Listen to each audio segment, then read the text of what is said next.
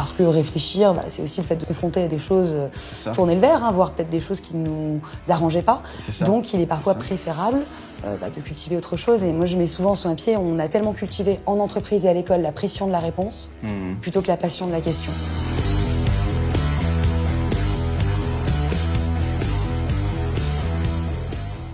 Bonjour ou bonsoir à tous, bienvenue dans ce nouvel épisode de Conversation. Je suis Corben Ten et le studio Corawen a le plaisir d'accueillir au coffee shop comme à la maison Laura Lange qui va nous parler de sa passion pour la philosophie et les jeux de mots entre autres. Bonjour Corentin, merci pour l'invitation. De rien.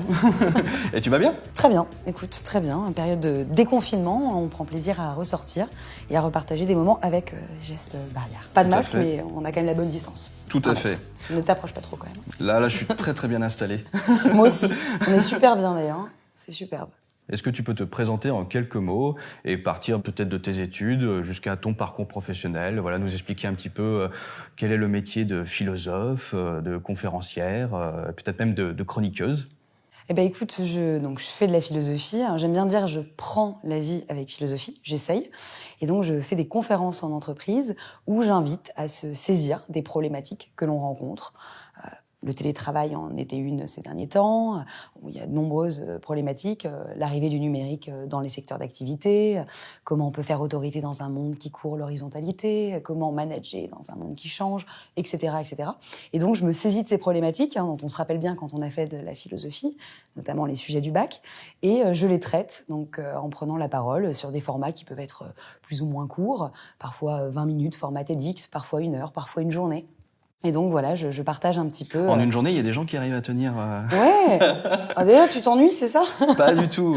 Non, mais je me dis, ça doit être des personnes qui doivent vraiment être, on va dire, proches de la philosophie pour tenir toute une journée. Écoute, alors franchement, pas du tout. C'est vraiment. Alors par contre, le format est vraiment adapté.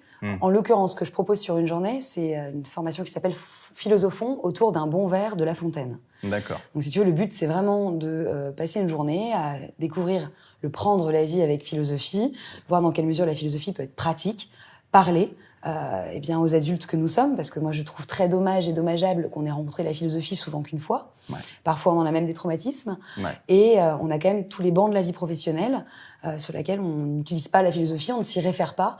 Or la philosophie, c'est d'abord la passion du questionnement. C'est ça. Et je trouve que c'est hyper important, surtout dans un monde qui évolue et qui pose d'innombrables questions.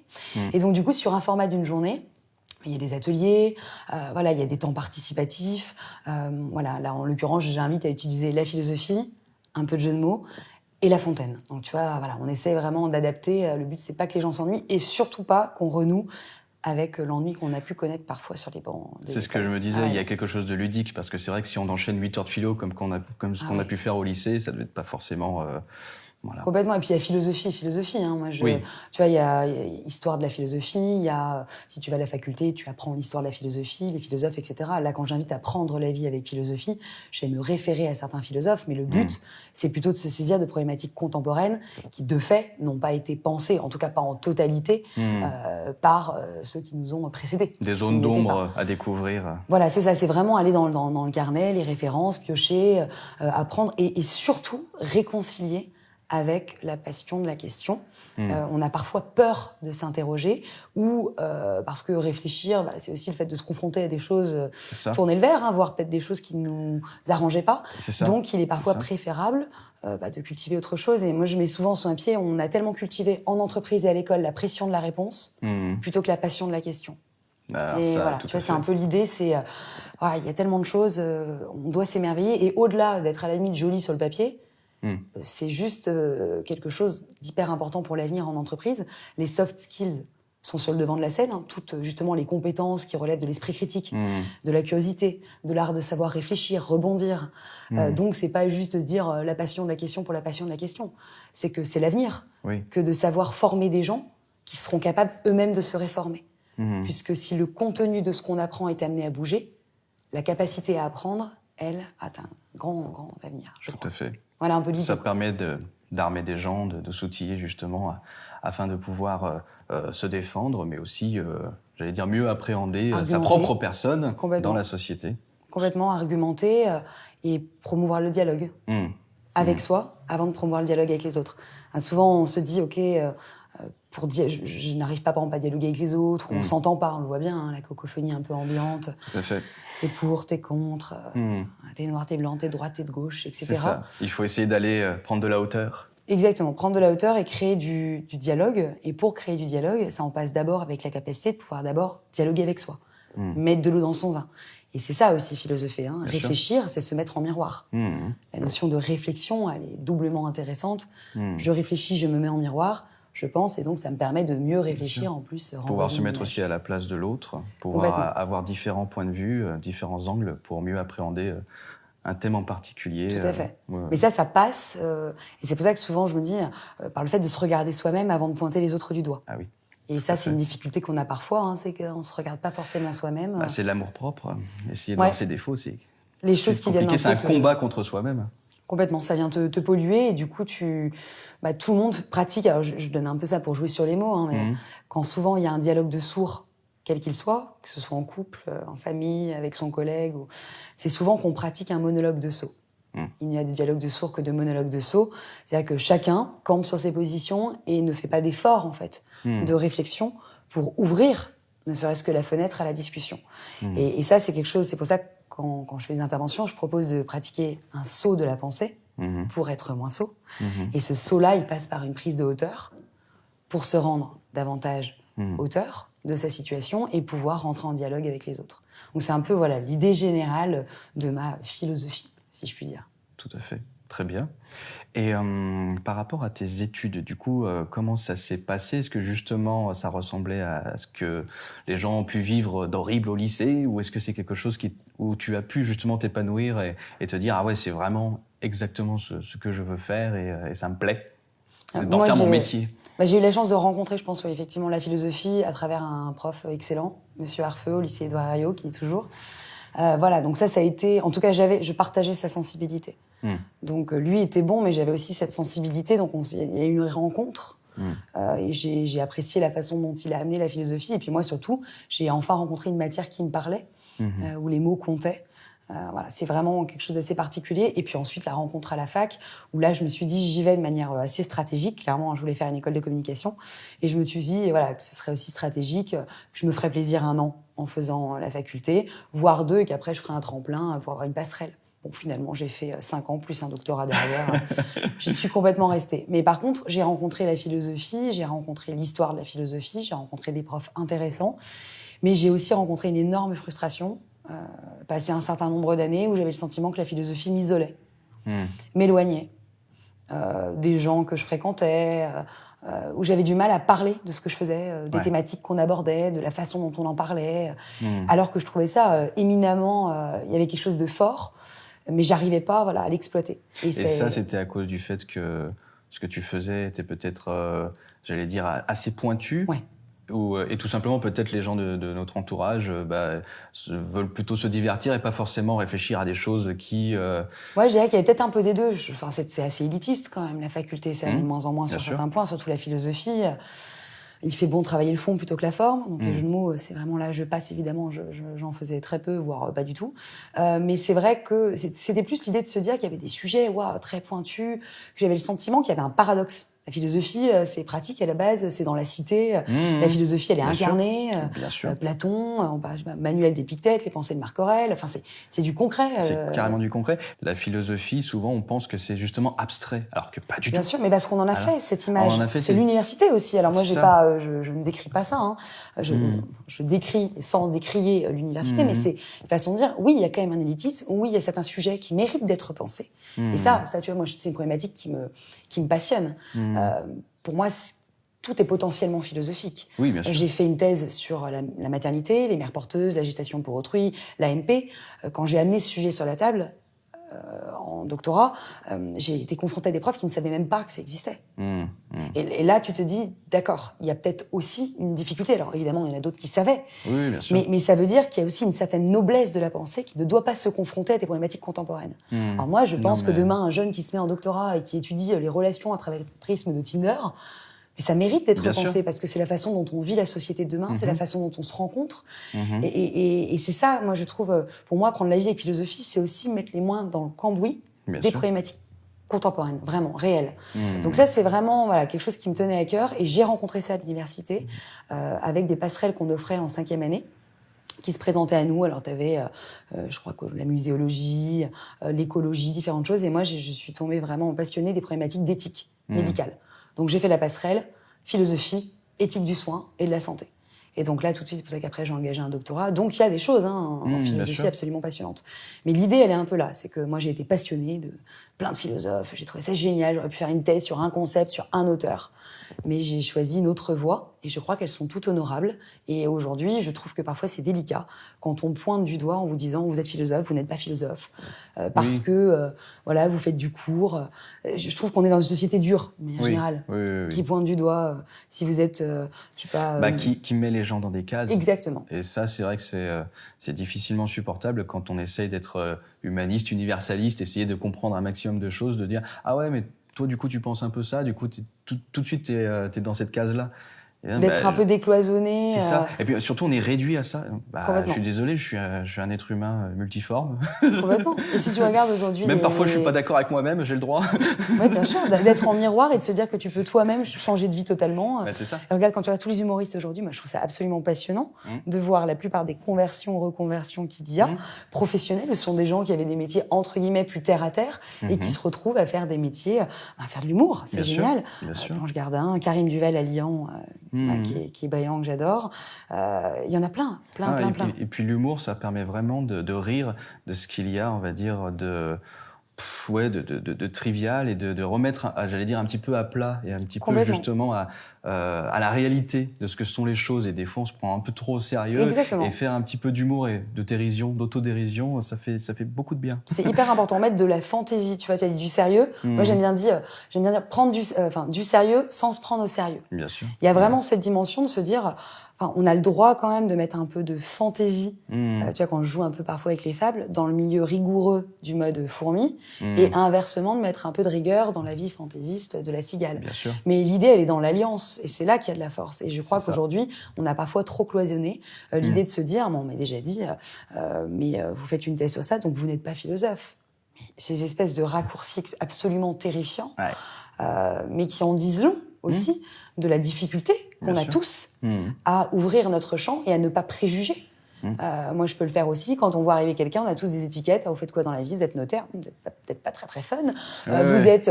etc. On préjuge. Alors qu'en fait, non. Et c'est ça qui est hyper intéressant. C'est le travail des représentations auxquelles nous invite la philosophie. La philosophie, depuis l'Antiquité, nous invite à travailler nos représentations pour nous rendre plus libres vis-à-vis du monde et pour apprendre à le regarder... Et puis en plus, le fait de philosopher, ça nous permet de s'extirper, on va dire, un petit peu du mépris, justement, d'être seulement dans le préjugé de l'apparence de la personne et de ne pas considérer la personne juste que comme un objet qui porte des choses. Je veux dire, non, c'est des êtres vivants en face de nous qui réfléchissent et qui pensent, et c'est ça qui fait la richesse d'un échange, quoi. C'est de considérer de considérer la personne comme une personne. Et dépasser la notion de paraître. Tu fais mention à dépasser la notion de paraître. Et on voit qu'on est quand même dans une société où il y a tout un paradoxe qui se mêle. En même temps, il y a une vitrine, on est beaucoup plus visible. Et en même temps, il est beaucoup plus toléré de pouvoir s'habiller un peu plus comme on le souhaite, se démarquer, mettre de la couleur. Le milieu professionnel, quand on a l'image de Steve Jobs, évidemment, c'est assez connu, mais aujourd'hui, il y a quand même décidé de se dire qu'on peut ne pas respecter tous les codes. Rares sont ceux aujourd'hui qui mettent encore la cravate. Le vendredi, c'est un jour un peu où tout est potentiellement permis. Donc c'est hyper intéressant de voir qu'on se détache de cette apparence et qu'on peut même en être surpris. Donc là, il y a quelque chose, je trouve, hyper intéressant. Il y a même, je dirais, un recyclage du coup des anciens codes pour se marginaliser, justement. Complètement. La boucle. C'est ça. De toute façon, c'est toujours pareil. Ça revient. C'est ça. On se réinvente, mais on utilise. Aujourd'hui, c'est. On fait du jeune avec du vieux, quoi. Toujours. Exactement. Le vintage, toutes ces choses-là, les recettes rétro. Mais c'est hyper intéressant. Revenir en arrière, regarder en arrière ce qui a été pour repenser le présent. Donc ça veut dire aussi une société qui regarde beaucoup en arrière et qui revient au passé, c'est souvent une société qui est en difficulté vis-à-vis de l'inconnu ou en angoisse vis-à-vis du futur. Donc, il fait bon à regarder derrière. Donc, ça aussi, c'est très symptomatique de notre environnement. Tout à fait.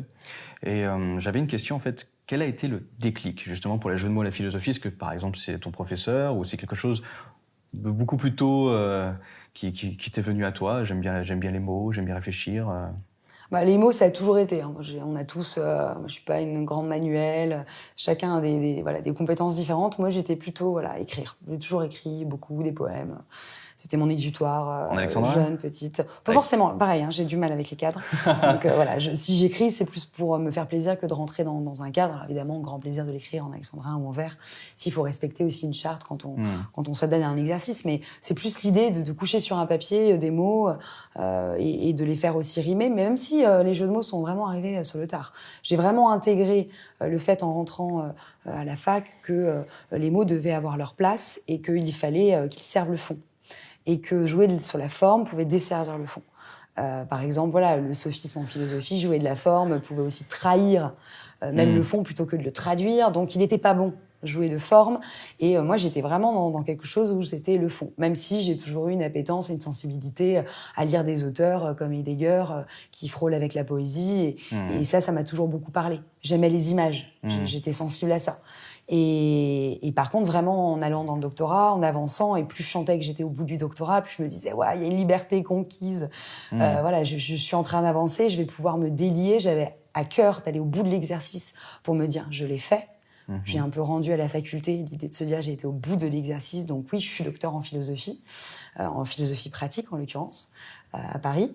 Et il y avait cette idée vraiment de se dire, OK, une fois que j'aurai ce doctorat, je vais pouvoir vraiment assumer, et parce que je suis convaincue, vraiment, que les mots, on peut, avec du mot, faire du court qui en dit long.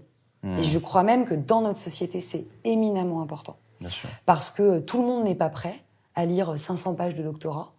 Tout le monde n'a pas envie aussi de se lancer dans un truc comme ça qui est quand même pas facile. Bien sûr. Je veux dire, donner plusieurs années de sa vie, c'est un exercice périlleux. À quel prix ? Si c'est pour être peu lu, ça pose plein de questions. Hein. Donc, faire des recherches... et c'est pour ça que je suis passionnée par La Fontaine. Hein. La Fontaine qui s'inspirait d'Horace en disant « pour instruire, sois concis ». Bien sûr. J'aime bien. Donc, on est dans cette idée de trouver une alliance. Et il est parfois, et on s'en rend pas compte, éminemment exigeant de faire un texte court. Bien sûr.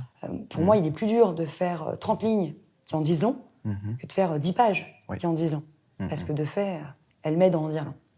Donc il y a un exercice comme ça passionnant. Et donc vraiment, là, c'est venu avec les années, avec l'autorisation que je me suis octroyée, et bien au-delà de moi. C'est l'idée de se dire qu'on rentre dans un moule, on fait la fac, on fait des études, quelles qu'elles soient, et on s'autorise parfois en grandissant, à sortir un pied, à se dire tiens, finalement, mon métier, j'ai peut-être le repenser, me réinventer.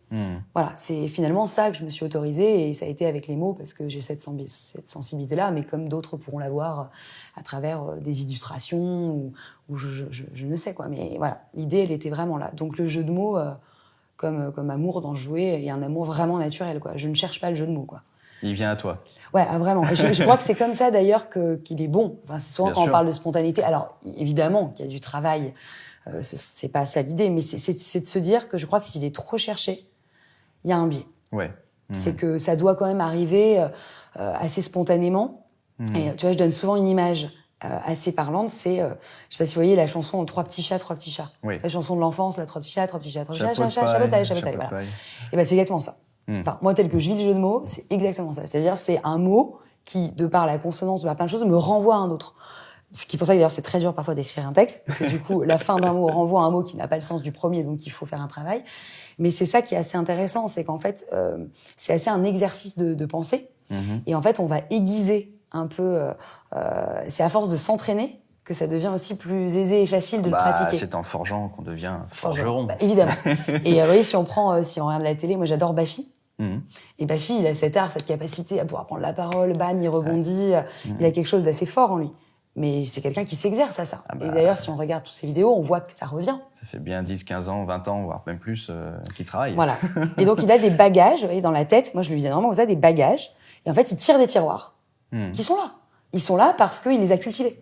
Et ça que je trouvais très intéressant. C'est aussi prendre la vie avec philosophie, c'est travailler sa réflexion. Et du coup, déployer comme ça une capacité à aiguiser les choses et avoir plein de tiroirs de pensée qui passent, je pense, profondément par les mots, puisque entre les mots et la pensée, il y a peu de choses. Oui, tout à fait. Voilà, on pense à travers des mots. Tout à l'heure, tu parlais de Heidegger et de sa façon d'écrire presque poétique. Au final, on peut dire qu'il y a une véritable relation entre poésie, philosophie, notions artistiques, et que justement, pour exprimer des idées, j'allais dire la poésie est peut-être un outil favorable. Alors, tout philosophe n'est quand même pas poète. Hein. Il y en a quand même certains. C'est difficile à aborder face à l'immensité, mais il y a quand même une sensibilité avec les mots. Parfois, Emmanuel Kant, c'était compliqué. Voilà, il y en a qui sont parfois plus indigestes à lire. Hein, je parle vraiment dans le plaisir de l'écriture. Après, ça c'est aussi une question de sensibilité et on n'a pas tous la même subjectivité, même sensibilité. Mais disons qu'il y a quand même l'idée de se dire qu'on est quand même sensible aux mots, puisqu'il y a l'idée de pouvoir communiquer. Et donc mettre en commun l'art du jeu de mots, la pensée, voilà. En tout cas, de mettre en relief. Donc l'idée, c'est de partager. Donc voilà, disons que les mots, c'est quand même quelque chose d'important. Et d'ailleurs, c'est peut-être quelque chose qu'on a aussi parfois oublié aujourd'hui. Bien sûr. Je joue sur ça, mais le jeu de mots est simple, mais pour autant éminemment parlant. Il y a 2 mots MAUX, et ça commence la plupart du temps par des mots MOTS qui sont mal utilisés. Donc si tu veux, voilà, l'idée, c'est pour ça qu'en ce sens, la philosophie a cette sensibilité avec les mots, mais il y a des philosophes plus poètes que d'autres. Et je pensais par exemple à Platon et sa caverne. Là, on est carrément dans la métaphore. Ouais, bien sûr. Donc là, on exprime carrément des idées, des concepts philosophiques à travers la poésie, même à travers des histoires, et on est dans la littérature. Là, on dépeint carrément quelque chose. Mais il y a toute la place de la métaphore qui est très très intéressante, effectivement. Tout le monde n'a pas imagé comme ça, mais la place du mythe, ce qui est hyper intéressante, c'est dans quelle mesure l'allégorie, je transpose, je donne à voir à travers un récit. Ça, c'est fort intéressant, comme on le ferait avec des enfants, pas parce que on est plus grand qu'eux, mais parce qu'on invite dans l'histoire, et parfois on le sait même nous, pour nous parler de quelque chose, on nous embarque en nous amenant, et l'image et l'imagination, l'illustration. Quand tu regardes toutes les fables de La Fontaine sont illustrées, et elles l'ont toujours été. C'est ce que j'allais dire. Parce que pour adultes ou comme petits, l'image vient servir, comme dans la vie, quand tu marches dans la rue, tu vois des choses. Donc il y a quelque chose d'hyper intéressant sur ça. Et la philosophie, c'est donner à voir, comme parfois il y a des romans philosophiques. Tout à fait. On est sur un roman, il y en a même de nombreux romans philosophiques, mais où on est dans quelque chose qui sera pas sur une démonstration d'un argument, mais qui va nous embarquer dans une histoire et être éminemment parlante. Sartre a fait de nombreux romans, les mots, différentes choses. Je pense au Monde de Sophie, qui est un roman philosophique. Il y en a plein, je repense de Sartre, il y en a tellement que la nausée, il y a plein de choses superbes à découvrir. Et donc, il y a plusieurs styles d'écriture, mais il y a quand même une sensibilité par les mots. Donc, le lien entre la philosophie et l'art, on peut quand même le faire, puisque c'est quand même l'art de s'entreprendre, d'être quand même artiste en un sens, d'approcher une forme de vérité, qu'elle soit par les mots. Donc voilà, il y a un biais, je crois, un peu commun, ou une démarche un peu... Et d'ailleurs, tout à l'heure, tu nous as dit qu'en fait, tu étais docteur en philosophie pratique. Oui. Et là, c'est vrai que quand on part dans les métaphores, tout de suite, on dit « Oula, pratique, métaphore, comment ça se passe ?» Alors c'est vrai que philosophie pratique, ça peut paraître un peu... Alors, pourquoi on parle de philosophie pratique? Donc du coup, c'est peut-être pour la distinguer d'une philosophie qui serait plus théorique ou d'histoire de la philosophie. C'est une façon de dire, on va pratiquer la philosophie. Donc, par exemple, c'est faire un doctorat sur un thème, comme je l'ai dit tout à l'heure, moi, la maternité, l'aide médicale à la procréation, l'agitation pour autrui, faire un thème, je sais pas, par exemple, sur les prisons, pratiquer la philosophie ou mettre les mains dans le cambouis de problématiques contemporaines. Donc, il y a vraiment cette idée d'une philosophie qui va finalement ne pas être que théorique ou abstraite, mais qui va s'approcher du concret. Donc, pour faire vraiment une définition assez rapide, on est dans cette démarche-là. Ok. Et est-ce que tu as, j'allais dire, des philosophes ou des artistes qui t'ont inspiré et qui, justement, ont peut-être, eux, à travers leur philosophie, pratiqué leurs idées, transformé la société Oui, bien sûr. J'ai des courants de pensée. Un courant de pensée qui me parle vraiment, c'est l'existentialisme. Donc, de Sartre, Simone de Beauvoir, on est quand même sur des gens qui ont quand même fait des choses concrètes. Ça, oui, je suis sensible à Heidegger aussi. Il y a l'existentialisme. Alors, il y a plein de distinctions, c'est comme tout. On met un mot et puis il y a différentes façons de l'animer. Mais ce qui est très intéressant, je trouve, avec l'existentialisme, c'est cette fameuse phrase de Sartre qui nous dit « l'existence précède l'essence ». Ça paraît dur comme ça, mais ça ne l'est pas. Qu'est-ce qu'il veut dire dans ça? Il veut dire que contrairement à cette table, par exemple, l'essence de cette table précède son existence à exister. C'est-à-dire qu'il y a un concept, et l'un qui a réfléchi. Je vais créer une table à l'idée, qu'il a mis en forme, et puis qu'il a créée. Donc l'essence de cette table précède son existence. Sauf que nous, on n'est pas une table. Tout à fait. Donc lui, c'est pour ça qu'il met en discussion évidemment la religion. Donc comme il y aurait un dieu artisan ou il y aurait un artisan, il refuse l'idée qu'on puisse se dire qu'on a une essence qui précède notre existence. Ou une nature humaine qui dirait qui on est avant de l'être. Et donc ça, c'est très intéressant chez Sartre, c'est l'existence précède l'essence, c'est une façon de dire l'homme est l'avenir de l'homme, c'est la phrase de Ponge, Francis Ponge, c'est une façon de dire l'homme est affaire. L'homme est l'avenir de l'homme. Voilà, je suis toujours affaire. Ça n'est pas écrit. Pourtant, j'adore Cabrel, hein, c'est écrit, mais c'est pas écrit, justement. Et c'est ça que j'aime, moi, c'est ce courant, pourquoi je l'aime. C'est une façon de dire, pourquoi voilà, vraiment, il me parle. C'est une façon de refuser le fait que l'homme soit défini ou prédéfini par quelque chose. Vous voyez, par exemple, quelqu'un qui viendrait et qui vous dirait « Ouais, je suis en retard, mais je sais, mais c'est moi, tu sais, moi je suis en retard. » Ça, ce serait jouer, voilà, le Corentin ou la Laura qui a une essence de l'homme en retard qui précède son existence à être potentiellement à l'heure. Voilà. Et ben c'est ça que j'aime dans ce courant, c'est l'idée de se dire qu'on est acteur. D'accord. Et qu'on a pu faire des erreurs, etc., hein, évidemment, mais on peut se refaire. Et je trouve que c'est hyper intéressant dans un monde qui, voilà, comme le nôtre en plus, qui nous dit non, rien n'est écrit, on n'est jamais si on est condamné, c'est qu'il y a une chose, comme dit Sartre, à être libre. À être libre. On est condamné à être libre. Donc, on est condamné potentiellement à être quelqu'un d'autre. Donc on peut regarder la lâcheté chez Sartre. Du coup là, j'allais dire, ça rentre en confrontation avec l'inconscient. Et même plein de choses dans ce style, parce que justement, nous sommes, on va dire, les maîtres de nous-mêmes, mais d'une certaine manière, il y a des actes manqués, il y a des choses qui font que je me connaissais pas tant que ça au final, et du coup, ça remet en question. Ça rentre en discussion sans nier évidemment l'inconscient. Il y a quand même l'idée de se dire. On se dit, il y a peut-être une essence derrière. Après, en tout cas, qu'il y a toute la part de conscience. Bien sûr. Et puis j'ai envie de dire, déjà dans l'existant, il y a tellement de choses à travailler sur la partie franchement consciente que à la limite, c'est presque parfois beauté en touche que d'aller sur l'argument qui serait de dire bah non, on peut pas être existentialiste parce qu'il y a de l'inconscient. Ce qui pourrait être un raccourci.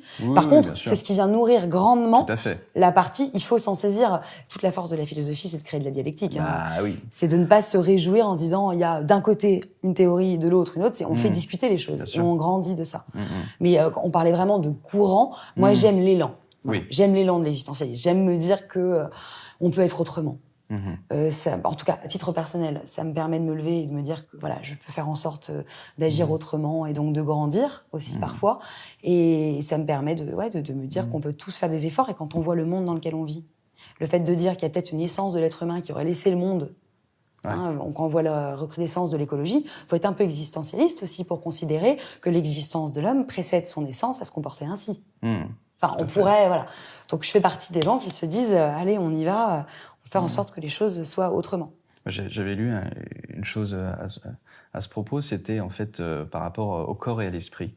Qu'en fait, si on considère que ce sont deux choses différentes, on peut se dire, que l'esprit est essentiel, justement, que c'est, on va dire, la part la plus haute de l'humanité, mais si on remet les choses un peu terre à terre, c'est-à-dire que si on se dit, si j'enlève l'esprit, il reste toujours le corps. Complètement. Par contre, si tu enlèves le corps, l'esprit n'est plus là non plus. Donc c'est hyper intéressant, la notion d'équilibre entre les deux. Parce qu'on est, je pense, dans une société qui ne dit pas j'ai trop tiré sur la corde à un moment donné, soit du corps, soit de l'esprit. On est dans des sociétés assez déséquilibrées, où effectivement on va à l'extrême courir des projets et puis oublier son corps. D'où le boom aujourd'hui de beaucoup d'activités qui viennent prendre soin du corps, même sur les temps professionnels. Et inversement, cultiver à outrance son corps, s'en servir comme une vitrine. C'est ça.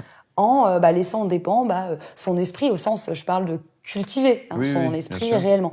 Et il y a un travail, justement, mon doctorat sur la maternité, je me passionne, c'est cette idée de déséquilibre. La maternité, c'est quand même porter un enfant, voilà, mais il y a aujourd'hui tous ces projets avec la maternité de vouloir un enfant sans potentiellement le porter. Et cette dissociation corps-esprit qui est absolument passionnante, avant d'être préjugeant, je tiens à le dire, parce que dès qu'on dit des mots, il y a toujours quelqu'un qui peut vous dire attention, contre, non, mais je suis pas du tout dans ça. Moi, ce qui me passionne, c'est la réflexion l'articulation autour du sujet. corps-esprit dans une société comme la nôtre, où on grandit dans un monde où on nous dit quand même qu'on est responsable, évidemment, de nos actes et tout ça, mais on crée d'autant plus cette distorsion entre un corps qui n'a finalement pour reconnaissance que d'être à l'image de l'esprit. Donc c'est pas la vraie reconnaissance du corps, c'est un corps vitrine. Donc il y a ce paradoxe du corps qui est passionnant, où en même temps on le met sur le devant de la scène, mais il faut qu'il ressemble à ce que porte la société. C'est la société de consommation. C'est la société de consommation et des paradoxes. Il y a Arte qui fait des reportages fort intéressants, si vous avez regardé pendant le confinement sur YouTube, et il montrait c'est une société qui a créé des gros et qui en même temps déteste le gras. Oui. c'est juste passionnant.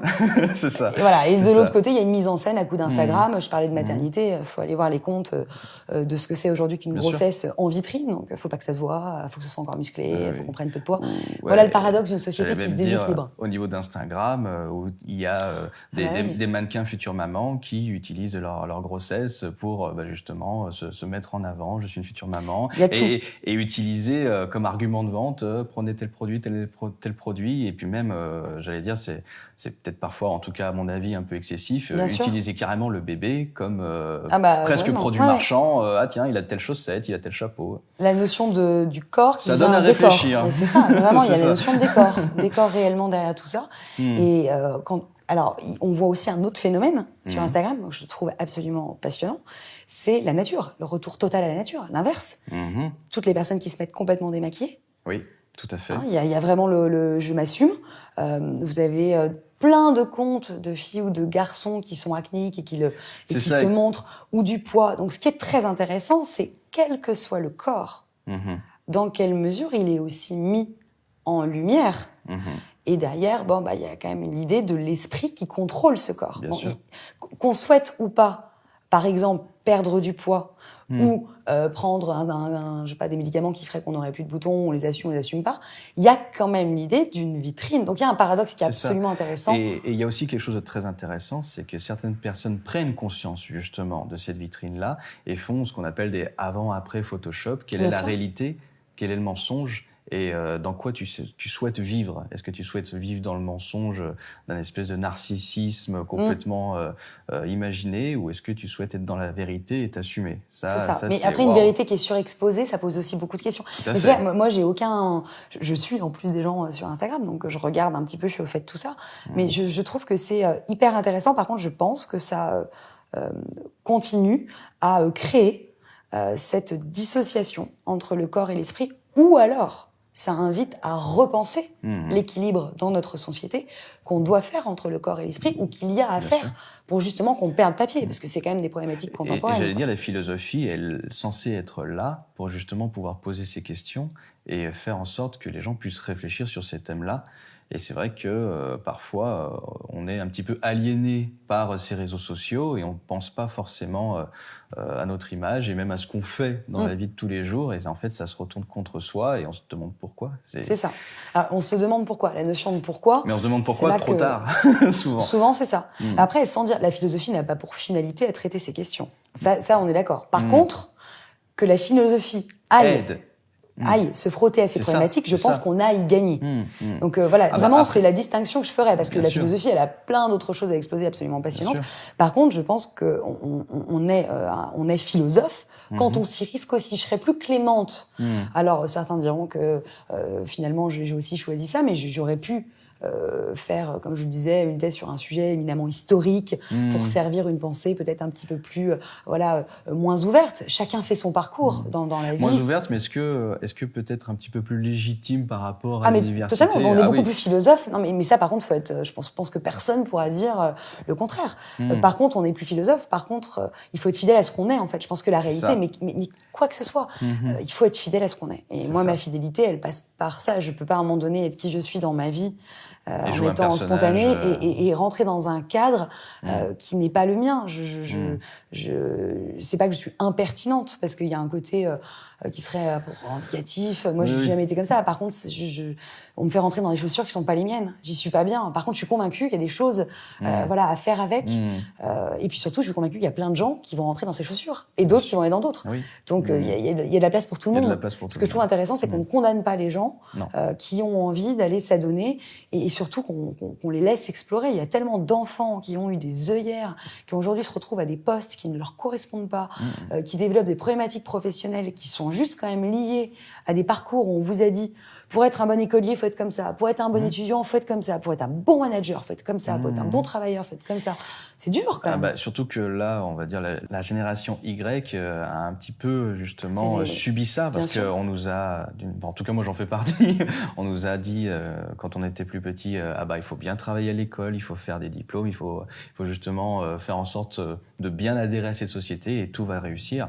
Et finalement, il y en a plein qui se retrouvent sur le carreau. Et pourtant, j'ai bien fait tout ce qu'il fallait. C'est vrai.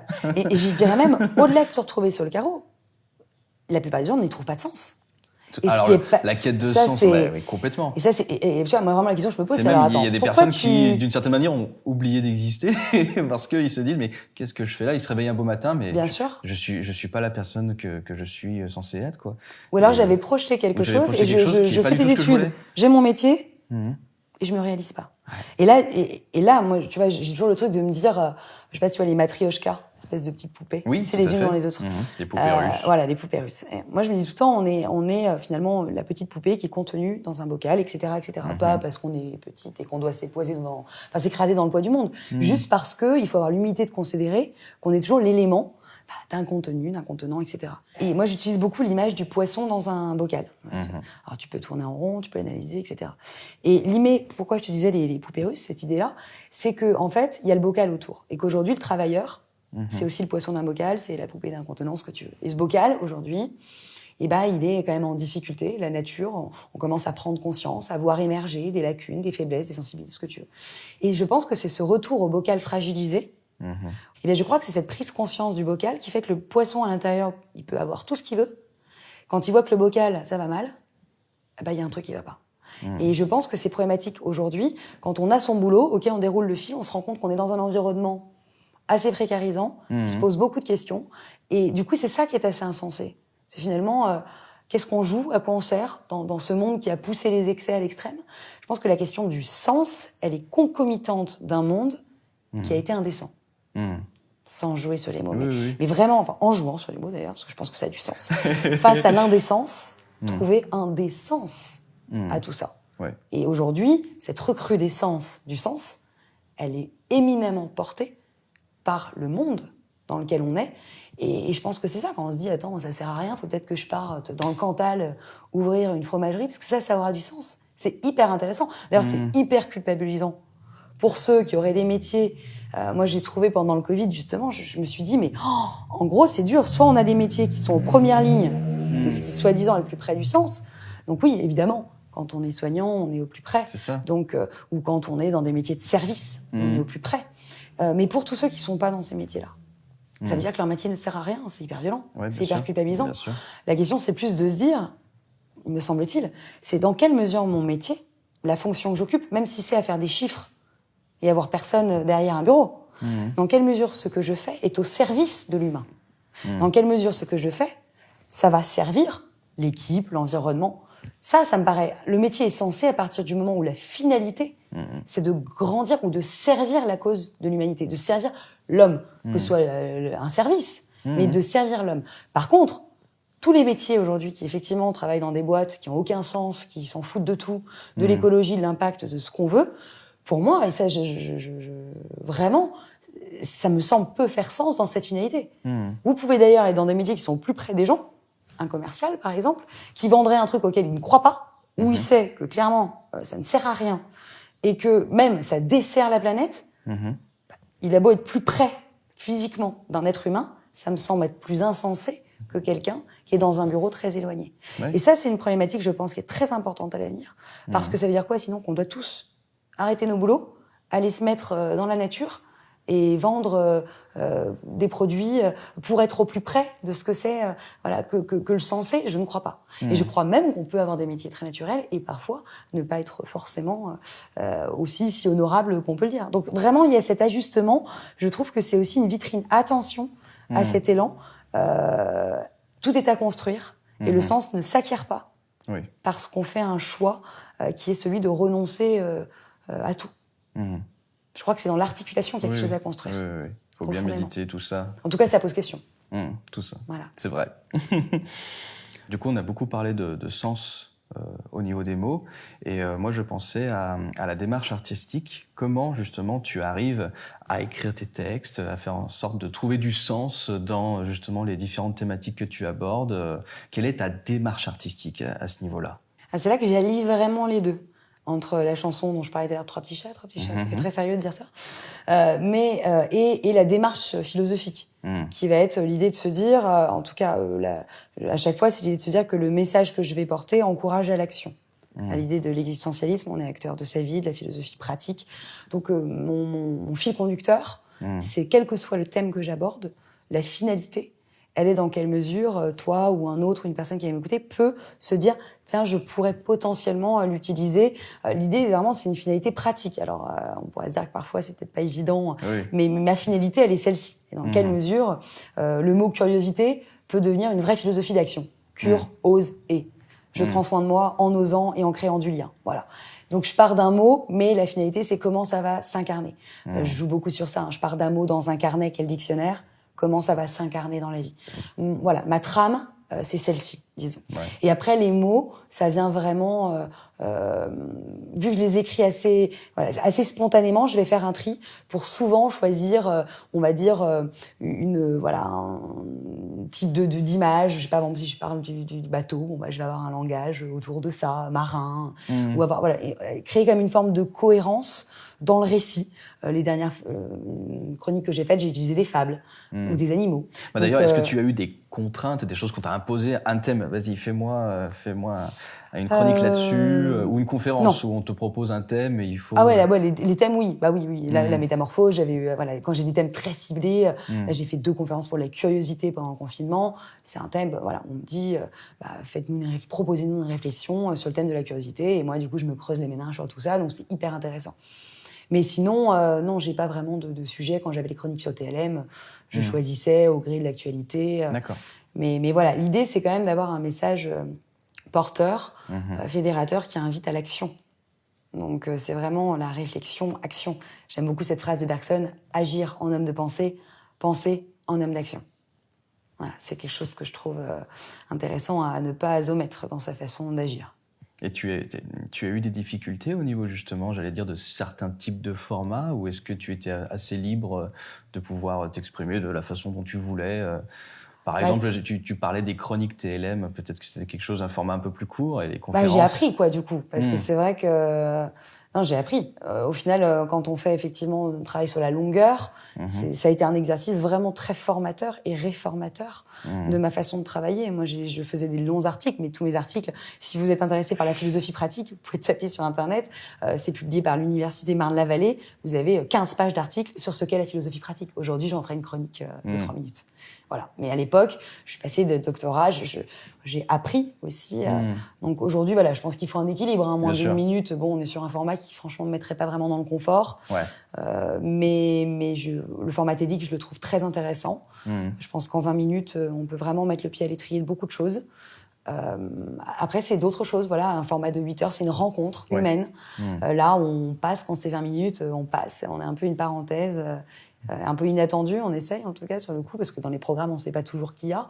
Donc c'est un autre exercice. Et du coup, je fais de plus en plus de jeux de mots. Je m'autorise à en faire quand c'est court. Évidemment, sur 8 heures, les gens me tuent à la fin, je pense. Et même moi, non, c'est pas possible. Donc voilà, il y a un peu cette idée générale, quoi. On a beaucoup parlé de curiosité, de quête du sens, et c'est vrai que moi, la curiosité, tout de suite, ça me fait penser, j'allais dire, à une banalité au niveau de la philosophie, mais c'est l'art de s'étonner, de s'émerveiller. Et c'est vrai que, j'allais dire, dans nos sociétés modernes, c'est peut-être quelque chose qu'on a un peu négligé, justement, de s'émerveiller et de s'étonner. Et c'est vrai que dans le cadre d'un travail qui peut parfois être, j'allais dire, aliénant, où on ne sait pas trop au final, pourquoi on est là, tu es là d'une certaine manière pour justement permettre aux gens de se questionner, de se repositionner dans la réalité d'une certaine manière. C'est vrai qu'il y a plusieurs phénomènes. Déjà, la course, plus on court, plus le rythme est pressant et oppressant, plus il est difficile de lever la tête du guidon, de la pression, et donc de s'émerveiller, de s'adonner à ça. Et puis, s'il y a émerveillement, il est aussi assez intéressant, c'est que c'est un émerveillement qui est parfois étouffé par le nombre d'informations que nous avons. Donc ça, c'est aussi une difficulté. C'est-à-dire qu'aujourd'hui, on allume quelque chose, on est assommé presque de toutes ces choses-là. Donc il y a une difficulté à cultiver l'art de s'étonner au sens réel du terme. Moi, je donne souvent une image en disant, c'est quoi prendre la vie avec philosophie ? C'est regarder le monde comme un enfant, mais avec les ressources d'un grand. Donc déjà parce qu'on ne pourra plus jamais le regarder comme un enfant parce qu'on est devenu grand. Et qu'est-ce qui fait la différence entre un grand et un enfant ? C'est qu'un enfant, comme disait Montaigne, face au monde, lui, il s'émerveille. Quand on regarde un enfant, c'est incroyable, il est capable de vous dire des trucs folles. C'est ça. Et ce qui est beau, c'est que pourquoi il est capable de s'émerveiller comme ça ? Parce que son regard vis-à-vis du monde est délié du rapport au savoir qu'il n'a que trop peu. C'est ça. Il n'est pas pollué par tout ça. Sûr. Il n'a pas tous ces filtres. Il n'a pas tous ces filtres. Et nous, je disais au début, on travaillait ces représentations pour se rendre libre. Mmh. Et c'est ça, regardez, être philosophe aussi, ou travailler à se rendre philosophe, c'est cultiver cet émerveillement, essayer le temps d'un saut, comme l'image du poisson volant, se délier du savoir en le mettant en question. Le fameux doute de Descartes. C'est un doute où je me mets en miroir, je mets sur pause et je me pose pour m'interroger. Et ce que je crois être évident est vraiment évident. Interroger un peu les évidences, mettre de l'eau dans son vin pour que les choses soient moins vaines, etc. Mais cette idée, cette capacité à s'émerveiller, elle se cultive quand on est adulte, puisque justement on connaît beaucoup de choses. Et en plus on est surinformé.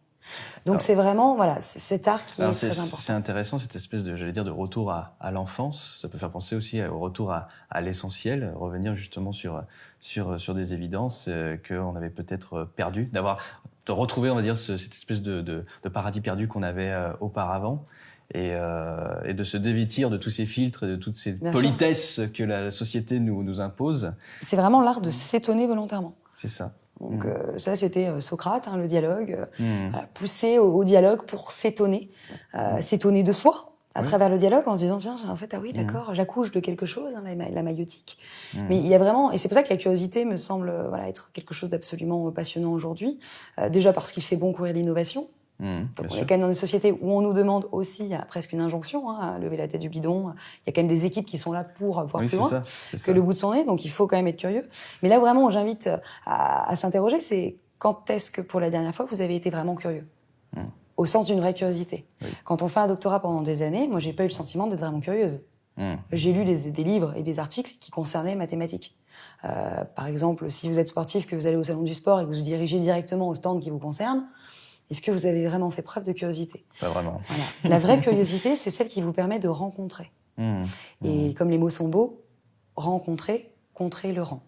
Une rencontre, c'est ce qui vous permet de contrer le rang, potentiellement. Voilà, vous êtes là, ah oui d'accord, il y a quelque chose qui a potentiellement changé. Sortir du rang. Sortir, voilà, rencontre, contre rang, contre le rang, le ranger. Et ça, c'est quelque chose que je trouve hyper intéressant parce que du coup, on se rend compte que la dernière fois qu'on a été curieux, c'est souvent pas fréquent. C'est ça. Et surtout, on se rend compte que ça peut s'exercer, se cultiver. Cure, ose, et. C'est vraiment oser prendre soin de soi en créant du « et ». Et pour créer du « et », cette articulation, ça veut dire sortir du « ou ». C'est beaucoup plus facile d'être dans le « ou ». Hein. T'es pour ou t'es contre ? Allez, salut. Oui, c'est ça. Chacun choisit. On s'en va. Et là, il n'y a plus de débat. Le « et », c'est créer du dialogue, d'abord avec soi pour dialoguer avec les autres. C'est créer cette rencontre. Et c'est ça que je trouve passionnant. Être curieux, c'est une vraie qualité professionnelle. Moi, demain, je recrute quelqu'un, genre une boîte, je recrute quelqu'un. Moi, celui qui vient et qui me dit, écoutez, moi, je suis curieux. Je me dis, mais attendez, ça, c'est la plus durable et rentable des entreprises à l'avenir. Parce que vous avez quelqu'un devant vous qui va être agile, en capacité de pouvoir regarder ce qui se fait. Celui qui vous dit, voilà, moi, je suis vif, c'est le lièvre et la tortue. Oui. Moi, je préfère une tortue, à la limite, qui a une certaine, qui regarde le monde, qui a une endurance, qui se tient à ce qu'elle fait, que quelqu'un qui va être trop imbu de lui-même, qui court vite. Alors ça, il n'y a pas de souci, il y a toutes les lignes qui vont vous assurer ça, mais qui peut se reposer sur ses acquis et ses lauriers. Or, la vie, justement, nous invite à sortir de nos sentiers, non pas battus, mais appris. Moi, j'aime bien dire ça, sentiers appris, donc il faut se travailler. Et la curiosité, c'est un atout majeur. Et tu as parlé de travail tout à l'heure, c'était très intéressant. Oui. Effectivement, on est dans un moule où aujourd'hui, à part quelques entreprises qui vont encore avoir des managements à la Taylor, si je puis dire, c'est ça. Très vertical, très verticaux les managements. Là, ça va être vraiment l'idée de se dire... Très froide. C'est application, c'est automatisme, application. Moi, je donne souvent une image. Charlie Chaplin, les temps modernes. Qualité de vie au travail, moyenne. Burn-out, on le voit bien. C'est ça. Donc là, c'était vraiment le mode de vie à la fourmi. D'ailleurs, il s'amourage d'une cigale et à la fin, il finit artiste sur une scène. Mais il y a quand même cette idée d'un travail à la Taylor. Donc, quand on considère les gens comme des boulons, faut pas s'étonner qu'ils finissent par en péter un. Il y a ça. Il y a cette idée. Et puis même, j'allais dire, une mise en ami, c'est qu'en fait, les hommes deviennent des objets. Complètement. Ils se mécanisent. Mais qui commencent à servir même des objets. Alors que normalement, ça devrait être l'inverse. En tout cas, les machines devraient pouvoir servir les humains. Et là, maintenant, c'est les humains qui servent les machines. C'est vrai. Alors là, tu me renvoies à la table de tout à l'heure. Je refais l'image de l'existence précède l'essence. Charlot, son essence à être un ouvrier à la chaîne, elle précédait son existence à l'être. Et du coup, voilà, d'où les problématiques aussi de rapport au travail. Et du coup, on est vraiment passé dans un mode où le travail à la telle heure a laissé sa place, pour jouer sur les mots, à un travail plus artistique, à la Warhol. En plus, le W, c'est l'abréviation du travail. On revient à l'artistique. Et où, en fait, on voit que l'autonomie a pris la place de l'automatisme, l'implication plutôt que l'application. Et on est vraiment en train de célébrer, du coup, la curiosité, pourvu qu'elle ait plus qu'un quart d'heure de gloire à la Warhol. C'est ça. Mais on est vraiment dans un monde où on demande aussi d'être davantage acteur que spectateur. C'est ça. Donc il y a vraiment cette nouveauté. Alors c'est pour ça qu'il y a aussi parfois une hypocrisie. C'est-à-dire qu'il y a des managers qui vous laissent bien à la place de spectateur et qui vous demandent d'être acteur. Donc là, vous êtes complètement fou. Mais voilà un petit peu l'idée qu'on peut avoir sur la curiosité qui promeut un travail plutôt à la Warhol, coloré, où on serait libre de pouvoir relever la tête du guidon de nos vies pour voir d'autres choses. Puis ne pas être aliéné par, on va dire, notre consommation de la vie, parce que sinon, au bout d'un moment, on finit par se consumer nous-mêmes. Complètement. Consommer, somme de cons, les mots sont beaux aussi. Et tu as parlé de la technique tout à l'heure. Voilà, c'est-à-dire que là, effectivement, si on développe aussi cette curiosité, si on aiguise cette curiosité, ça permet aussi de se prémunir des risques de se faire ensevelir par le poids de la technologie et de bien demeurer acteur et de garder la main pour ne pas perdre pied avec toutes ces problématiques-là. Parce que tu as mis le doigt sur l'idée de se dire que les nouvelles technologies, elles devaient servir la finalité humaine. On en revient toujours à cette idée. Exactement. Est-ce que l'action que je mène se fait au service de l'humain ? Dans quelle mesure la technologie que je mets en œuvre, elle est au service de l'humanité ? Est-ce que vraiment aujourd'hui, servir ou créer cet énième élément vient vraiment servir la cause de l'humanité ou plutôt la desservir, voire nous asservir ? D'ailleurs, là, on n'est pas loin de la thématique, j'allais dire, de ton doctorat, au niveau de l'éthique. Là, on est presque au niveau, j'allais dire, de la science-fiction, au niveau des nouvelles technologies. Comment éthiquement on peut aborder ces nouvelles technologies pour éviter qu'on en devienne des esclaves ? Tout à fait. Alors moi, c'est vraiment sur le champ de la maternité, mais au final, ça touche à la même question. C'est vraiment de se dire, si on touche à l'intime et que demain, l'utérus artificiel nous permet d'enfanter des enfants, ça voudrait dire que ça créerait quelque chose d'absolument unique aujourd'hui. C'est que toi, moi, nous, tous, on a une certitude sur cette terre, et depuis toujours jusqu'à aujourd'hui, c'est qu'on vient du corps de quelqu'un. Qu'on l'appelle ou pas maman, c'est un autre débat. On vient du corps d'une femme, c'est une certitude. Je fais en tout cas la projection que d'ici quelques années, on peut avoir un débat sur le nombre, on est en train d'écrire un monde qui va se défaire, au nom de l'égalité d'ailleurs, probablement homme-femme ou sous couvert d'une égalité, de l'idée que le corps sera finalement ce seul lieu pour mettre au monde les enfants, et je suis à peu près sûre qu'on va vers un monde où l'utérus artificiel sera une possibilité. Et ça voudrait dire que dans le monde de demain, il y a des enfants qui naîtront plus du corps de quelqu'un, qui pourraient ne plus naître du corps de quelqu'un. Et dans une société déjà où on parle beaucoup d'individualisme, nous on vient du corps d'un autre, un autre que nous. Si demain on vient plus du corps d'un autre que soi, mais du projet, mais pas du corps, qu'est-ce que ça dira de la société de demain, des humains de demain? C'est ça.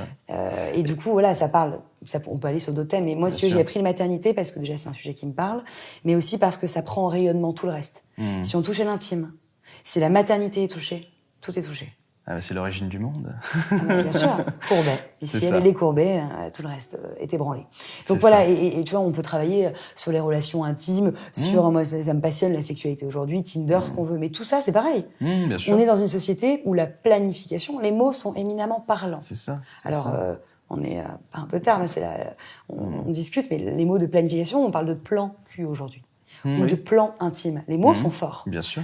Planifier l'intime. Quand on parle dans la maternité de gestation pour autrui, on planifie. Alors, on peut avoir des grands débats. Mais je parle des mères porteuses. Est-ce que c'est souhaitable? Moi, je parle des mères porteuses qui revendiquent et le fait d'avoir envie de porter. Je parle pas de celles qui sont exploitées. Je parle de celles qui ont un discours rationnel et qui vous disent je porte pour une autre et j'en suis heureuse. Et je ne les incrimine absolument pas. C'est ça qui me passionne. C'est ce discours voilà, j'ai envie de porter un enfant. On va pas m'en empêcher. C'est de réfléchir justement sur cette réflexion. Voilà, il y a vraiment les femmes qui expriment leur avis. Et moi, je les écoute justement et j'essaye de comprendre ce qui a pu être intégré. Et je crois qu'on est dans une société qui nous a fait intégrer, et j'en suis le produit. C'est d'essayer de se dire, on peut planifier et dissocier ce que l'on fait physiquement de ce que l'on pense. Et c'est finalement ça qui est passionnant, c'est une intégration du taylorisme digérés par notre société et on devient nos propres petits Taylor. Hein. Je m'explique, c'est-à-dire sur la planification sexuelle, on parlait de plan cul, on a toute une génération, on entend des gens dire voilà, je planifie que je vais vivre. Donc en plus par le biais du numérique, une relation qui sera purement charnelle. Jamais il y aura d'investissement, jamais je l'aimerais, c'est plan. Et c'est ça que je trouve passionnant. C'est dans quelle mesure on a créé une distorsion où on est capable de dire alors cette personne, je vais vivre que ça. Et on se met déjà en pilote automatique de ce qu'on va vivre, c'est-à-dire qu'on dissocie l'esprit, le corps. Ouais. Et puis parfois, heureusement, parce que l'être humain ne peut pas totalement se dissocier, qui n'a jamais dit ça devait être qu'un plan et au final, c'est mon histoire d'amour. Ou inversement, dans les choses intimes. Il y a une espèce, j'allais dire, d'ambiance de vouloir absolument contrôler la nature et de s'en dissocier. Totalement. Et c'est vrai que à ce niveau-là, ne plus avoir de sentiments. J'allais dire même devenir d'une certaine manière... Ou être capable d'en être maître. Ou d'en être maître, oui. Et parfois même en devenir insensible, et devenir habitué à ça. Et ça peut même devenir, on va dire dans le pire des cas, une addiction. Et on peut se perdre soi-même et peut-être se réveiller un matin, et pareil, et se dire « Ah, mais finalement, je suis perdu. » Et là, ça interroge vraiment, je pense, la place de la technologie et de la technique. Puisque c'est cette technique-là qui devrait être au service de l'homme, qui finit par glacer ou en tout cas intensifier cette distinction ou cette dichotomie entre le corps et l'esprit. Et on verra l'homme de demain. Mais on parle aujourd'hui d'homme augmenté ou de plein de choses. Le transhumanisme. Et c'est passionnant. On parle même de certaines expériences qu'ont pu faire tout un tas de personnes et que ces expériences pouvaient être justement stockées sur des disques durs en prenant sur le cerveau et puis recopiées sur un autre cerveau. Et c'est vrai que tiens, j'ai tout un tas de compétences que je n'ai jamais vécues, mais que du coup j'ai intégrées grâce à l'intermédiaire d'une autre personne. Et on est dans l'humain augmenté. Et il y a beaucoup de choses. Et je crois juste qu'il ne fait pas bon être vulnérable. En tout cas, déjà aujourd'hui, on voit que la vulnérabilité, que ce soit la vieillesse qu'on veut, est quand même mise de côté. Mais alors à l'avenir, et c'est pour ça, au-delà de ça, je termine la boucle sur le corps. Face à un corps vulnérable, une femme enceinte sera toujours un corps vulnérable. On ne peut jamais être sûr à 200%. On peut perdre un enfant, il peut y avoir des difficultés, il y a une vulnérabilité qui est inhérente. Même la meilleure des mères porteuses, elle peut tout vouloir. Il peut se passer beaucoup de choses et c'est la vie. Face à ça, face à toutes les problématiques en plus d'instrumentalisation du corps humain, je passe à côté, mais face à cette vulnérabilité, moi je pense que si demain l'utérus artificiel se présente dans une société où on veut s'assurer les bons résultats, où on veut s'assurer que les choses soient là, je pense pas qu'il y ait beaucoup de gens qui... Alors il y en a qui prendront le risque. Alors d'ailleurs, ces gens-là seront dans la revendication totale d'en revenir au corps. Je dessine pas un monde où il y aura que ça. Je dessine un monde en tout cas où on va devoir se poser la question. Et peut-être qu'on n'arrivera pas assez, mais cette question, elle va se poser. Là, on arrive... Elle va s'imposer, même. J'allais dire, on arrive dans une fiction qui s'appelle Bienvenue à Gattaca. Je ne sais pas si... Voilà, et justement, on est un peu sur l'eugénisme, et voilà... Mais dès les années 30, il y avait déjà ces réflexions. On est déjà dans quelque chose d'absolument incroyable. C'est ça. Et donc, on est aujourd'hui en 2020, je m'y perds. Donc là, autant dire que c'est vraiment pas de la fiction. Surtout, pourquoi c'est pas de la fiction ? Parce que déjà, techniquement, on va le pouvoir, mais surtout parce que socialement, ça correspond à une demande. Bien sûr. Réellement, ça devient... Alors, c'est peut-être embryonnaire, sans mauvais jeu de mots avec la grossesse, mais on est en train, vraiment, de créer quelque chose où ça va devenir une revendication sociale. Moi, j'y crois. Alors, peut-être que je me trompe, mais je pense qu'au nom même du féminisme, ou d'un certain type de féminisme, on va se dire que ce sera une égalité, parce qu'aujourd'hui, c'est quand même lunaire de voir qu'un homme, il a 10 jours de congé par mois, et qu'on est très, très, très en retard par rapport à d'autres sociétés, que cette égalité, elle va, me semble-t-il, s'installer en sacrifiant justement la biologie, le corps, la vulnérabilité, etc. Bon bref, j'en passe, c'était pas vraiment l'idée, mais en tout cas, il y a quand même, je crois, un ébranlement qui est généralisé et qui pose des questions du rapport à l'équilibre, et que ce soit dans le travail, dans tout ce qu'on veut, entre le corps et l'esprit. Après, tu parlais justement de revendications sociales. Après, pour moi, c'est plutôt marxiste, mais pour moi, c'est plutôt peut-être une revendication d'une certaine classe qui désire... si en tout cas elle a les moyens de pouvoir accéder à cette technologie-là. Je suis pas sûr que, on va dire, le prolétaire de base, il se pose ce genre de questions. J'allais peut-être encore plus loin, j'ai une vision candide. Moi, je voyais ça public déjà. Voilà, j'étais dans l'idée, effectivement. Évidemment, alors oui, si y a le côté argent, aujourd'hui, on a quand même la chance d'être en France. Et en tout cas, tout ce qui concerne la PMA, c'est pris en charge. Et je pense que si demain l'agitation pour autrui arrive en France, culturellement, elle serait prise en charge. Et je pense que jamais on accepterait les dérives qu'on peut voir dans d'autres pays. Donc que je le prends, encore une fois, à l'échelle du bocal, et je l'ai pas précisé. Oui. C'est pour ça que si on lit, voilà, 2-3 choses que j'ai fait sur ça, je l'analyse vraiment par rapport à notre bocal. Et en France, si ça arrive, je ne le vois qu'à travers le prisme du public, parce qu'on a quand même ces racines, cette sensibilité. Et donc, du coup, ça poserait la question à tout un chacun de se dire, est-ce qu'on choisit ou pas de le faire? Voilà. Tout à fait. J'avais une question par rapport justement à la philosophie. Est-ce que la philosophie peut être une thérapie pour toi, voire une thérapie pour les autres? Et c'est vrai que voilà, dans la société dans laquelle on vit, parfois, voilà, les mots peuvent avoir des sens un peu diffus et on peut se faire manipuler par certains discours, par certains mots, ou voire même manipuler les gens à travers les mots sans même s'en rendre compte si on n'a pas réfléchi dessus. Qu'est-ce que tu penses de tout ça? Alors, je pense que la philosophie peut aider à y voir plus clair dans sa vie. Et donc, en ce sens, eh bien, puisque en lisant de la philosophie, c'est quand même qu'on accure, par définition, du sujet on fait œuvre de curiosité, sinon on n'ouvre pas un livre de philo, on n'écoute pas un podcast.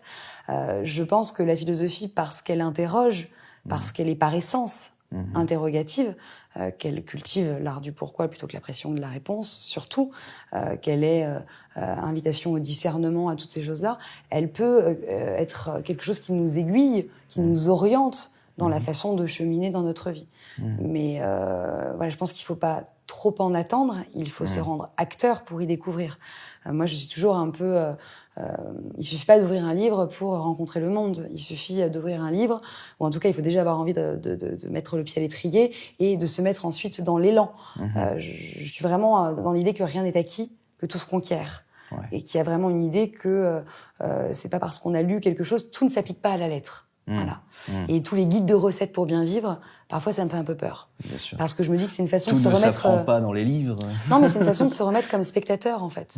Et il y a quelque chose de, voilà, je vous dis comment bien vivre. Et en fait, en vous disant comment bien vivre, ou si moi je le vis comme ça, je pointe pas du doigt les livres, hein. C'est une façon de dire aux gens, attention, c'est le lecteur que l'on est aussi parfois, qui attend peut-être trop.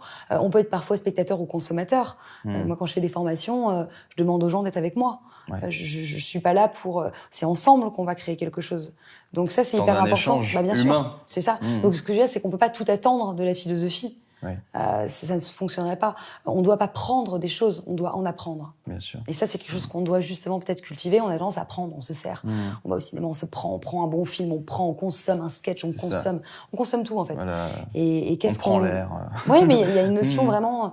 Qu'est-ce qu'on peut en apprendre? Et du coup, ça renvoie quand même un peu plus d'humilité. Je vais pas voir quelqu'un et puis je juge. Tiens, il m'a pas fait rire. J'attends comme une consommation. Voilà, je trouve que c'est quelque chose d'assez intéressant. Et donc, la thérapie, j'utiliserai pas ce mot-là parce qu'il y a tellement d'autres choses qui vont nous rendre... mais ça contribue, au fait, voilà, de prendre soin de soi, je pense. Et c'est intéressant parce que tu employais les mots acteur et spectateur.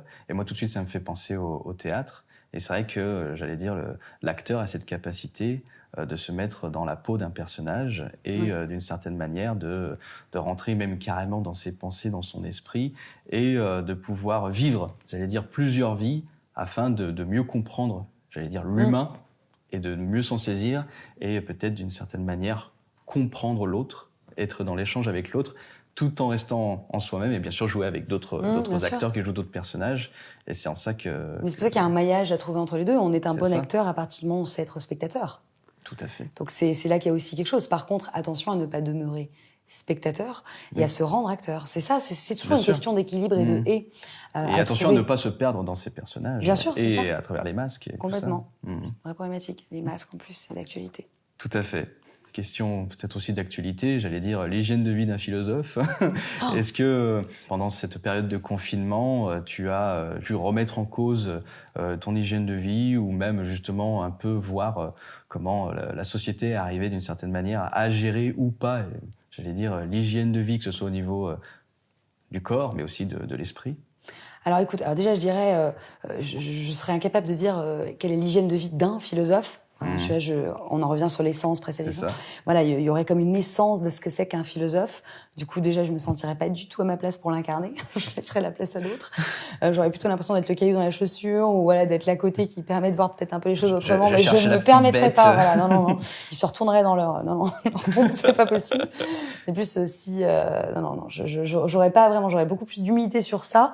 Je dirais juste, moi, en tout cas, mon hygiène de vie, Et ce serait plus plutôt ma façon de regarder le monde que la notion d'hygiène. Moi, elle va passer par des choses très différentes. Ça passe par ma routine, c'est je vais faire du sport, j'écoute un podcast, je cours beaucoup. Donc, c'est un peu bizarre, hein. Je ralentis en courant, ce qui est un grand paradoxe que j'essaye de travailler moi-même. Et je me dis, les moments de pause dans ma journée, c'est d'aller courir. Ce qui est quand même un peu bizarre. Mais non, mais ça l'est pas. Mais en termes d'image, ça me fait sourire parfois. Mais voilà, moi, c'est mes moments où je vais un peu écouter des choses avec lesquelles souvent je suis pas d'accord d'ailleurs. Ça, j'aime bien. Ça crée un espèce ça de me truc. parle parce que moi, je sais que c'est à partir du moment où physiquement je me donne à fond que je me sens le plus reposé. Oui, il y a aussi cette idée en tout cas, de sortir de soi et de regarder. Donc, cette hygiène, elle va plutôt... la notion d'hygiène est assez intimiste, en fait. Et du coup, moi, quand je prends la vie avec philosophie, je sors. Je sors de moi. Donc, je suis pas dans... ça a dû être compliqué pendant le confinement, justement. Oui, mais à la limite, j'ai envie de te dire, quand tu prends la vie avec philosophie, t'as pas besoin d'être vraiment dehors pour être dehors. Tout à fait. Tu peux être chez toi, être confiné à demeure, et ça, c'est une magnifique phrase de Pascal qui a beaucoup circulé sur les réseaux, c'est l'homme, alors j'arrive pas à la retenir, c'est tout le malheur des hommes vient du fait qu'ils ne parviennent pas à demeurer seuls dans une chambre. C'est pas exactement ça, faut la regarder. Mais la phrase est jolie, parce que effectivement, la difficulté qu'on a, c'est qu'on court partout, parce que c'est difficile de faire la cour à soi en se regardant soi-même. Et donc, dans la logique, quand on prend la vie avec philosophie, on sait quand même s'asseoir à une table. Et moi, sincèrement, le confinement, je me suis juste plutôt rendu compte que ma vie, c'était plutôt d'être confinée. Ouais. Ça n'a pas changé beaucoup de choses dans mon quotidien, si ce n'est la possibilité que j'avais d'aller courir encore, parce que voilà, là où j'étais, je pouvais le faire sans aucun problème et sans risque. Donc clairement, moi, je n'ai pas beaucoup souffert. J'ai pu profiter, écrire et profiter de ma famille. Donc non, j'ai plutôt une vie de confinée, mais aérée d'esprit, quoi. Mais physiquement, je suis plutôt confinée. D'ailleurs, il y a un phénomène qu'on observe un petit peu là en ce moment, c'est pas mal de personnes réfléchissent à aller s'installer à la campagne, parce que justement, ils ont été enfermés dans des appartements, ils n'ont pas forcément eu le réflexe philosophique de se dire je peux m'évader, je peux lire, je peux faire d'autres activités. C'est une tendance, ouais. Une tendance, et ils se sont posé la question, ils se sont dit non, mais finalement, la campagne, c'est peut-être là que j'aimerais vivre. Après, rencontrer la philo ne vous épargne pas d'avoir envie d'aller vivre en campagne. Hein. Tout à fait. Je vais aussi m'excentrer. Donc non, ça n'épargne pas. Voire même, c'est aussi porteur. Même si la ville et l'ébullition de la ville est absolument passionnante pour réfléchir aussi. Il y a un peu des deux, c'est un contraste. Mais oui, la tendance... Que parfois, elle est névrosante aussi. Ah ouais, non, mais écrire, vous mettez à Paris en terrasse, moi, ça me rappelle le café de Flore, Sartre. Enfin, je trouve ça magnifique, quoi. Il y a quand même, c'est très inspirant. Donc, respirant, inspirant. La campagne, c'est inspirante, mais la ville est aussi très inspirante. Donc, il y a un peu des deux. Mais la tendance pour aller à la campagne, ça rebondit avec ce que je disais un petit peu tout à l'heure, sur le sens, sur plein de problématiques, en revenir à l'essentiel, en revenir à des fondations, en revenir à ce qui, nous apparaît être essentiel, hein, non, aussi, qu'est-ce qui nous apparaît l'être. Quitter les villes, potentiellement peut-être repenser du coup la ville, ça peut être aussi intéressant. Comme on le voit avec plus d'écologie, plus de sensibilité, la façon de se déplacer, etc. Mais il y a un retour. Le retour à la nature, c'est finalement un retour à... Bon, je sais pas si le retour à la nature est concomitant du fait de se détacher de la superficialité. Donc il y a finalement, c'est un peu cette tendance-là. Il y a un peu l'idée de se dire que on s'est rendu compte aussi pendant le coronavirus qu'il y avait des choses superficielles dont on n'avait pas besoin. Tout à fait. Et cette notion-là, c'est quand on parle de retour à la nature, on retourne à la nature parce qu'on fuit du superficiel ou parce qu'on retourne le dos au superficiel. C'est ça. Donc ce qui est hyper intéressant, c'est que pour comprendre quelque chose, il faut prendre les choses dans son ensemble. Et que le retour vers dit des choses d'une autre tendance. Et que c'est vrai que peut-être, on va dire, on a beaucoup abusé de la société néolibérale, justement. Et de consommation, en tout cas. Et qu'on a envie de revenir, d'une certaine manière, à quelque chose de plus ancestral. Je ne sais pas si c'est le bon mot, mais... En tout cas, il y a cette angoisse du futur et cette angoisse du présent qui réellement fait revenir à des choses qui sont un peu des valeurs sûres. Exactement. Et ces valeurs sûres, on en revient quand même avec l'envie de maîtrise. Donc c'est éminemment intéressant. Et d'ailleurs, on se fait aussi grassement la patte sur ça. Hein. Le retour du vintage ou certains trucs, certaines enseignes qui savent s'y retrouver. Ce que j'aime dire, c'est que souvent le capitalisme arrive toujours à se régénérer quoi qu'il arrive. Voilà, il y a des temps. C'est pour ça qu'il faut, quoi qu'il en soit, raison garder et lucidité. Cultiver son esprit critique, faire œuvre de curiosité. Et voilà, garder vraiment tout ça à l'esprit et être averti, éclairé, autonome.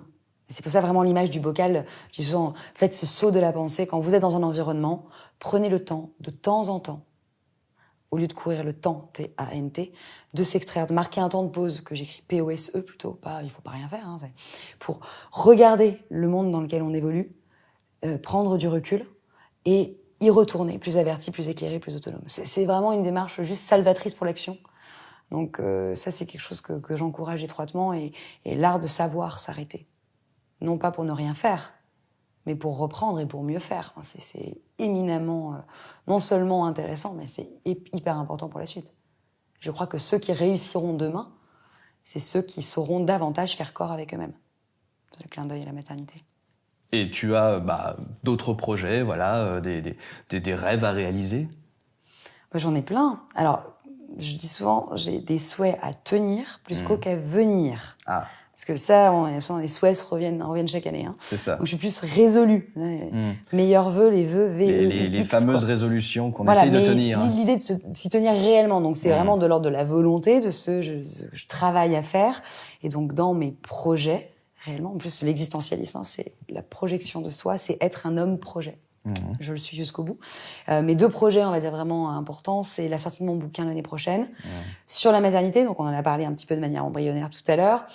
Voilà, donc là, je vais vraiment mettre ma thèse à disposition dans un livre. Donc, c'est vraiment un projet qui me tient à cœur, pour pouvoir aussi tourner la page, accoucher réellement de tout ça et passer à autre chose, à d'autres thématiques. Mais voilà, c'est quelque chose vraiment d'important. Et puis, ça donnait... Ouais. J'allais dire, ça va être un format, c'est un roman philosophique, livre... ou est-ce que c'est une fiction, ou est-ce que c'est Non, ça va être un livre un petit peu historique aussi. Donc, il y a un peu de tout.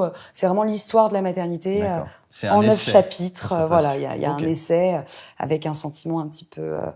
nauséeux à la fin, bon, à découvrir, mais voilà, ça retrace l'histoire générale, et ça se joue un peu de mots, vous l'aurez compris, je ne dis pas le titre parce que je peux pas, mais voilà, il y a quand même cette tendance.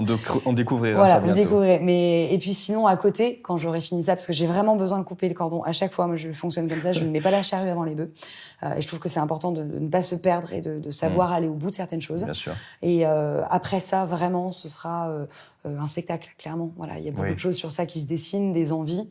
Voilà, de prendre la parole avec la philosophie, d'en jouer.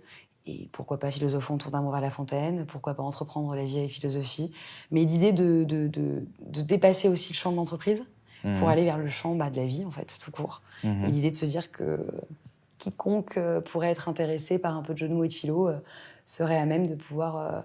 potentiellement, voilà, venir assister à une rencontre. Bien sûr. En tout cas, moi, j'aurais envie de rencontrer ce type de public pour pouvoir contrer le rang de ce que j'ai déjà commencé à prédéfinir. Donc voilà, c'est un peu l'idée de rencontre. Donc je ne sais pas ce qu'il en sera ensuite. Et puis une chronique peut-être ailleurs, on verra. Voilà. Ça va te permettre de te mettre en scène. Exactement. En selle et en scène. C'est pas mal. Voilà. Tout à fait. Voilà la suite. Écoute, merci Laura. Merci, c'était exploratoire. Tout il y avait pas mal de choses. Spontané, et voilà, on a pu échanger sur plein de sujets. Voilà. C'est agréable de rebondir comme ça, et puis d'avoir le temps de le faire. Et voilà, c'est ça qui est aussi qualitatif. On n'est pas dans un format court, on aborde beaucoup de choses. Donc c'est assez riche, et du coup ça met, en tout cas c'est un peu la volonté, je crois que vous avez aussi. C'est exactement ce que je souhaitais, justement. Bon, très bien, j'en suis ravie. Merci en tout cas. Merci à vous d'avoir suivi la vidéo. N'hésitez pas à liker, commenter, partager et à vous abonner à la chaîne du studio Corewen. Vous trouverez dans la description de la vidéo toutes les informations concernant le travail de Laura Lange, ainsi que les liens pour nous suivre sur les réseaux sociaux et pour nous soutenir. Sur ce, je vous souhaite le meilleur et je vous dis à bientôt pour une prochaine conversation. À bientôt.